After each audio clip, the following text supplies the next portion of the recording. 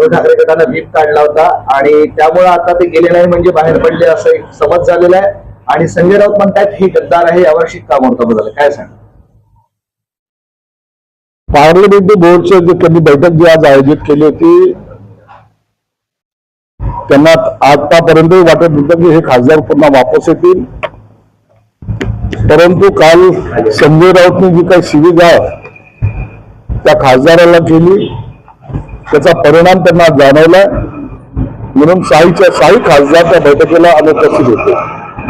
याचा अर्थ असा आहे की त्यांना आता त्या पक्षात राहायचं नाही हे जवळपास निश्चित झालेलं आहे. म्हणून यापुढे ते 6 खासदार काय निर्णय घेतात यावर ते सर्व अवलंबून असणार आहे. कायदेशीर पेच प्रसंग निर्माण होतील, आणखी काय कारवाईचे नोटिसा दिल्या जातील, या सगळ्या गोष्टीला मला वाटतं ते 6 खासदार आता एकत्रितपणे लढाई देतील. उद्धव ठाकरेंनी पण प्रयत्न केले होते त्यांची मनधरणी करण्याचा, त्यांनीही फोन लावला असंही कळतंय. उद्धव ठाकरे असे करतात ना, शेवटच्या क्षणाला फोन लावणं हा त्यांचा स्वभाव झालेला. आम्ही जेव्हा उठाव केला होता त्या टायमाला शेवटच्या क्षणाला आम्हालाही 5-50 फोन आले होते. परंतु सर्व आता पाणी सगळं वाहून गेलेलं आहे. आता त्यांची मनधरणी करण्यामध्ये कोणताही अर्थ राहिलेला नाहीये आणि याची जाणीव मला वाटतं उद्धव ठाकरेंना पहिलेच आलेली होती. पण सर 6 खासदार उपस्थित राहिले नाही याचा अर्थ ऑपरेशन टायगर यशस्वी झालंय आणि उद्धव ठाकरेंच्या हातातून 6 खासदार सुटले असं म्हणता येईल. ऑपरेशन टायगर काय करतं, आम्ही कोणतं ऑपरेशन केलेलं आहे? ते खासदार त्यांच्या पक्षांमध्ये अंतर्गत त्यांची नाराजगी होती ते आम्ही व्यक्त केलेली आहे. ते तुमच्याकडे आता आले आहे. आता ते कुणाकडे येतील याचा निर्णय एकनाथ शिंदे साहेब घेतील, यावर आम्हाला भाष्य करायचा अधिकार सुद्धा नाही. पुन्हा एकदा वाक्य वापरलंय त्यांनी, गद्दारांना आता तोडवा. आता हे त्यांचे ठरलेले वाक्य आहेत. आता पैसे खोके असे सगळे वाक्य ते वापरतील, त्यांचे ते सवयीचे भाग आहे.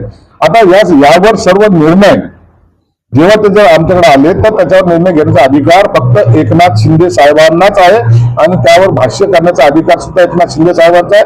म्हणून ते काय भूमिका घेतात याच्याकडे आमचं सुद्धा लक्ष आहे. 6 खासदार तुमच्याकडे आले तर स्वागत करतात, ते सर्व ठरवण्याचा अधिकार एकनाथ शिंदे साहेबांना आहे. माहिती तेच सांगतो तुम्हाला, एकनाथ शिंदे साहेबांना निर्णय घेऊ दे. ते आमच्या पक्षाचे नेते आहेत, ते जे काही निर्णय घेतील तो सर्वांना मान्य असेल. अगोदरची खतखतन काल ते शिवगाळ भरण्यात आता ते काल शिवीगाळ करून जो काही त्यांचा अपमान केलाय त्याचा निश्चितच परिणाम त्यांच्यावर झाला असावा. ऑपरेशन टायगर 2.0 की तयारी सर बैठक में 6 सांसद गैर हाजिर है, उसके बारे में देखो उपाटा की बैठक में 6 सांसद जो गैर हाजिर हो इसका मतलब अब उन्होंने अपना अलग सा ग्रुप बना लिया है. वो शायद ओम बिरला के पास उन्होंने राइटिंग में दे भी चुके हैं. उसके बाद अभी ओम बिरला उनको लीगली गट को मान्यता देंगे ऐसा मुझे लगता है. और ऐसा उसका जब लेटर आएगा वो अधिकृत उनका गुट स्थापन करेंगे. उसके बाद उनको कौन से पक्ष में जाना है, कहाँ रहना है, ये वो 6 खासदार वो डिसाइड करेंगे. अगर वो हमारे तरफ आना चाहते हैं तो उसका निर्णय एकनाथ शिंदे साहब लेंगे.